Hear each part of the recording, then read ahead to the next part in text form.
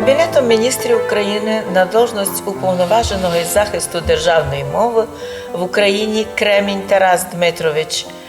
Це можна надіяти, що, як кажуть нині український шпрехенфюрер з русинським корінням, не буде строго штрафувати русинів Закарпаття, це може якусь нам скидку зробить. Кремінь Тарас Дмитрович призначений ще 8 іюля прошлого року на цю должність, як відомо, син українського поета, який родом з русинського села.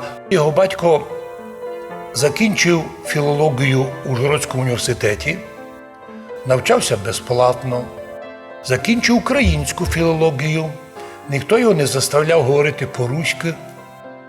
Він тоді вже став із числа русинов закарпатських українцем, разом трудився на українізації Закарпаття з покійним Чандеєм, із тими всіма нашими радянськими, а потім українськими письменниками, але потім чомусь був направлений у Миколаївську область, де, навірно, подобне продовжав як журналіст. Но на днях Тарас Дмитрович, що йому дати треба плюс, правдиво висказався, що в Закарпатті не є сепаратизму, не є міжконфесійного, міжнаціонального конфлікту, а тому він лише прийде сюди просто продовжити агітувати, щоб люди дуже розуміли українську мову, поважали українську мову.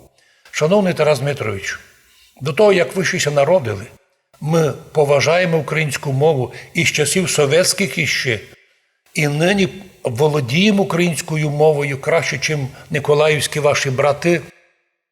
Ми поважаємо українську мову. Наші діти вивчають українську мову. Проблем ми з того ніколи не робили. Не старайтеся нас ще більше нас агітувати. Навпаки, ми вам напоминаємо, що повага до української мови заставляє нас пам'ятати, що закон охороняє нашу русинську мову, русинський язик. На жаль, ви ніколи не вспомнили про це. А ведь русинський язик потерпів утиски не від руського язика, а від української мови, коли всі русинські школи Підкарпатської Русі були перейменовані, переведені на українські.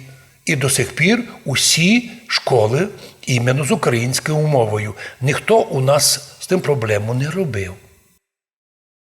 А тому ми бажаємо Тарасу Дмитровичу доброго здоров'я, красно позирати, аби люди не шпрехали інших. Ну, а якщо хтось із наших русинів, скаже слово по-русинськи, ж помилуйте, скидку дайте нам на штрафах. Це, говорячи, смішно, а реально шкодуємо, що такий закон є і що такі наглядачі, як кажуть, шпрехенфюрери взагалі существують у світі. Думаю, що майбутня влада то все, ті закони відмінить і будуть згадувати як сон, важкий сон.